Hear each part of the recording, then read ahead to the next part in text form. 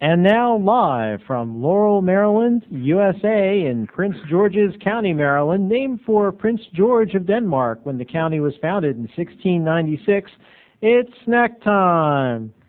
Today, we're going back to a place that we visited before. A place that you can only go on the internet. Today we're going to take you back. Welcome back to the land of the insane.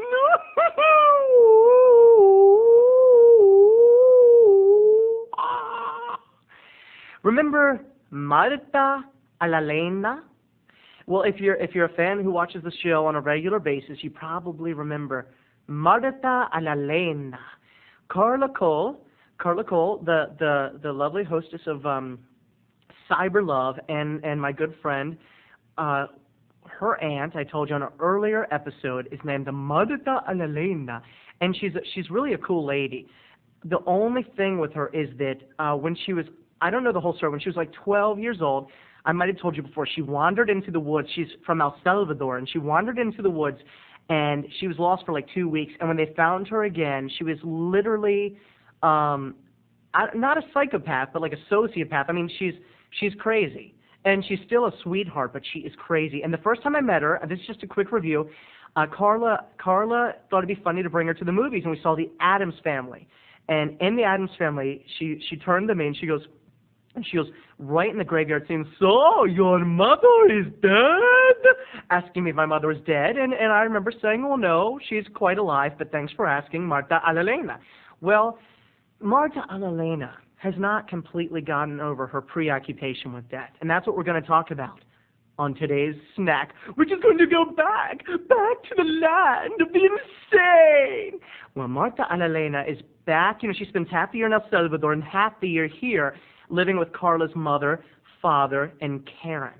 Well, I went to visit. Carla and I and Tom went to visit, and I went in, and I've not seen Marta a la Lena in over half a year, and I saw her. I was so excited. I said, "Marta a la Lena, how are you? How are you doing?" And she just looks at me with her mouth open, and remember, she talks like this, and she goes, "Hello." She says, "Hello, Terry." And usually she's so excited to see me. She thinks I'm Zach from Saved by the Bell. She really does.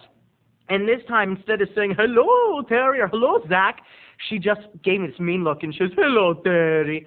I said, "Marta a la Lena, how are you doing?" And she goes, "I'm dead." Yes, she looked at me in the eyes, and she told me she was dead.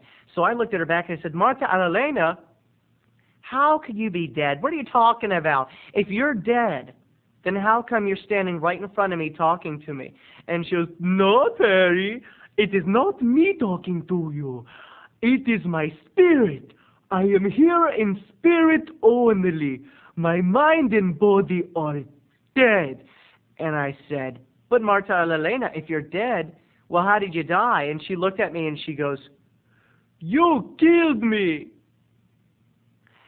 And I didn't know what to say to that. I said, "Marta a la Lena, what are you talking about? I killed you." She goes, "You know, you killed me, Terry." And so I said, "Okay, I don't want to talk down to Marta a la Lena." And I kind of felt like I was playing a game of chess.